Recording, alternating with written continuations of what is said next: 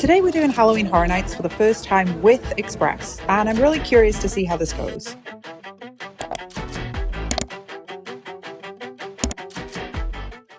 No big game plan tonight.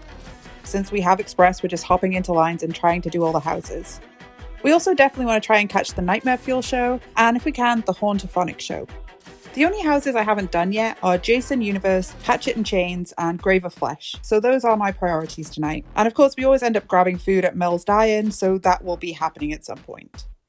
We arrived around 4:45pm, just in time to get Stay and Scream wristbands. The sky was already looking very suspicious and rain was predicted, so we were looking at spooky and soggy right from the start. Sure enough, the rain came in fast, so we jumped into the Five Nights at Freddy's line. It opens at 5:30 and we got in right after 5. They actually started letting people into the house a little early, so we got right in at opening time. This house nailed the animatronics and the atmosphere of the movie. Creepy more than terrifying, and so true to the movie. I get why it's so popular.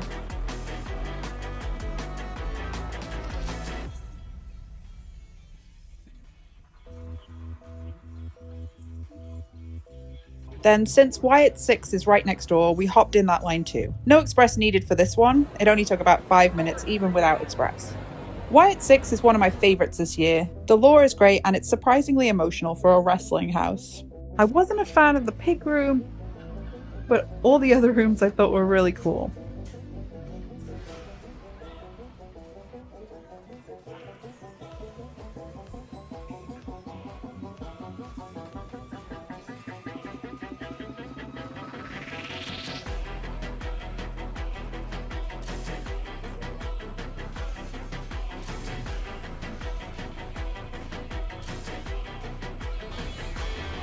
Just before 6pm, Grave of Flesh opened, so we headed right over. We waited a little bit in the rain, mostly covered, but there were some very large puddles happening. In this house, you enter through a graveyard, you head underground.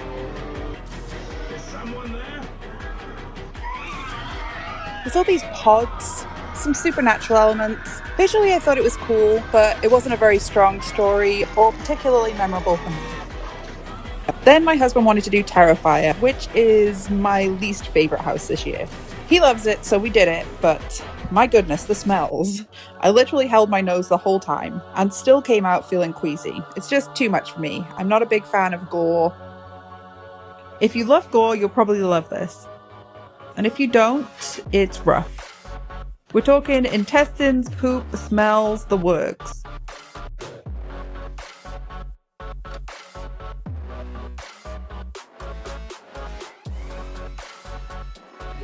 After that, we continued working through the front of park houses. We got in line for El Artista around 6:25pm and waited about 12 minutes.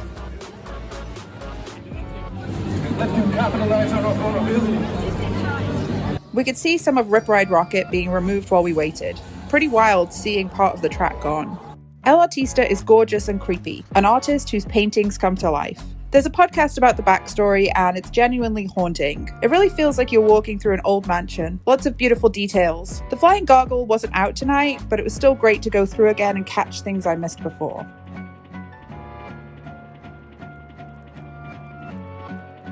On the way to the back of the park, we walked through the Mutations Toxic 20s scare zone. Backstory on this is a radioactive rat poison spill. The scare actors here absolutely commit. They are in various stages of mutation. It's a very cool zone, very gross in the right way.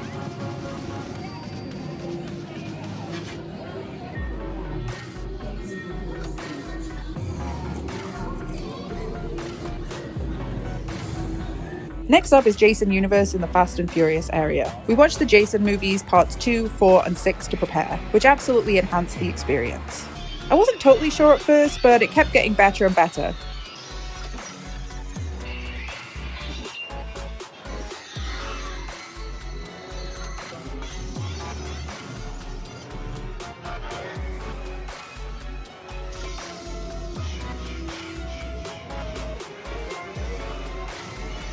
Especially the outdoor to indoor cabin moment.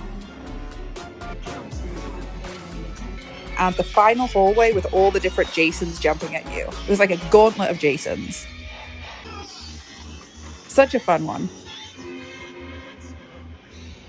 We popped into the San Francisco Candy Factory to look at the snacks. The Fallout Trifle, Little Boo cookies, and the Five Nights cupcake were super cute, but we didn't grab anything yet.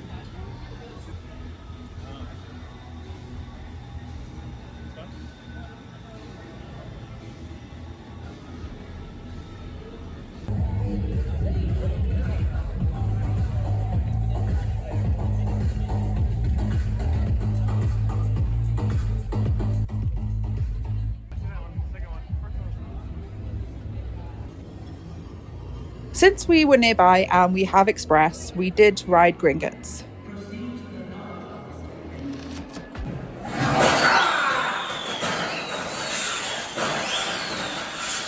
What was that? They're Weasley's wildfire whiz-bangs.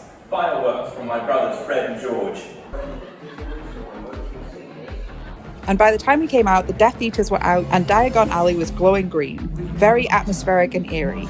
We were about half an hour early for Nightmare Fuel, so we hopped in line. There's no express for the show, so half an hour is about perfect timing. We sat in the back row, which I loved. It's a great view and a nice backrest. This show is incredible. Magic, acrobatics, contortionists, fire, music. If I could only do one thing at Halloween Horror Nights, it would be this show. I'll link the full thing below. Go and watch it, it's unreal.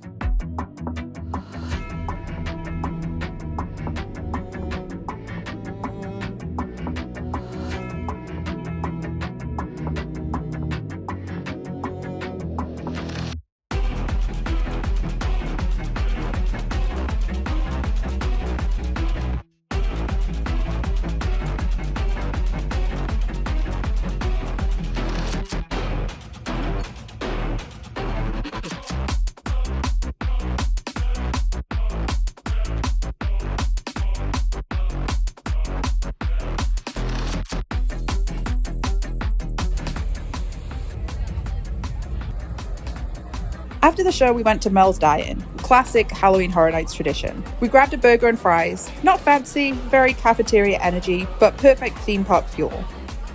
Then we walked through Cat Lady of Crooked Lane, my favourite scare zone this year. Pumpkins in the trees, creepy, cozy vibes, lots of hiding spots for scare actors to jump out, and the scare actors were very cool. They're all transforming into cats, very weird and very fun. There's even a little tiny mini haunted house tunnel at the end. It's such a clever zone. The creative team did a really good job with this one. I wasn't sure about it at first, but seeing it in action and come to life was very cool.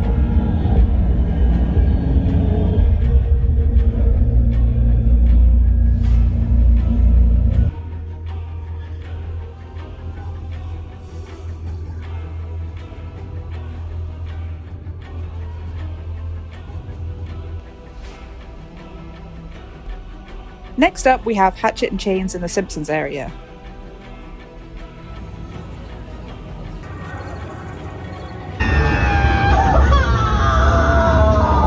The demons are gonna eat your soul. The demons. I'd heard it was smelly, and I was prepared for the worst, but I actually really enjoyed it. There were supernatural touches and Western horror, lots of details. It was actually way better than I expected.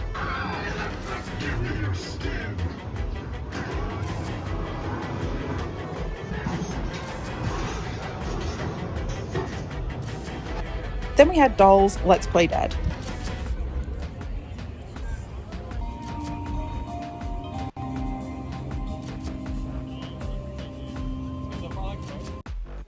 They shrink you down to doll size, so everything's oversized and twisted.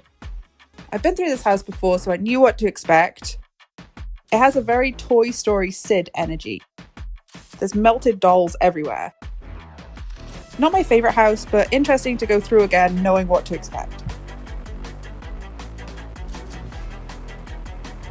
Around 10:20, we did the Galkin house.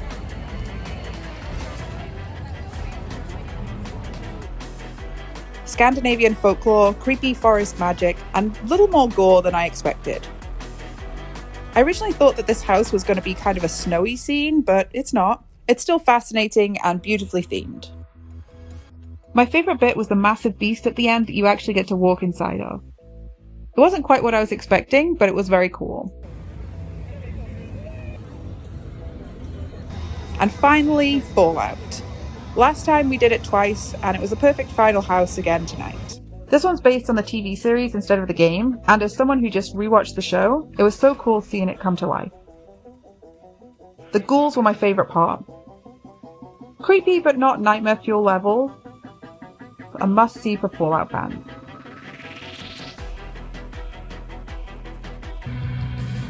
We finished just in time for the Haunt-O-Phonic show. It's fun, spooky soundtrack, fountain projections, but not as strong as the Cinesational show was. Still worth doing if you have time, but it's definitely not a must-see for me. Hello, and welcome to Haunt-O-Phonic, a ghoulish journey. Now, please open the stereoscopic picture book that accompanies this album.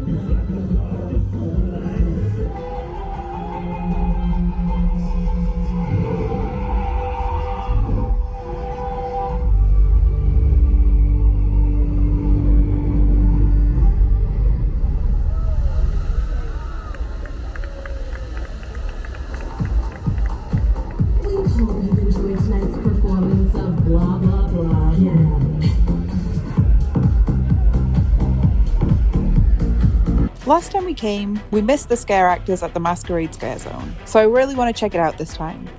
This scare zone is Masquerade Dance with Death, and I'm so glad we made the effort because it was stunning. It has eerie ballroom vibes, dramatic masks, and these incredible stilt walkers gliding through the fog. The costumes were very detailed and theatrical. I really loved this scare zone.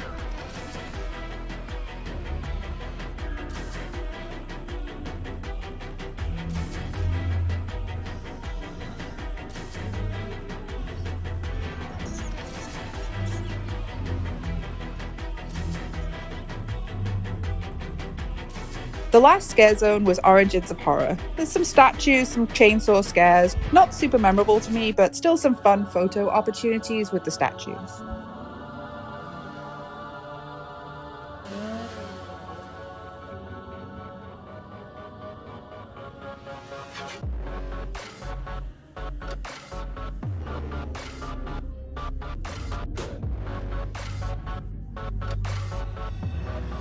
We left around 11:45 p.m, so about 7 hours total.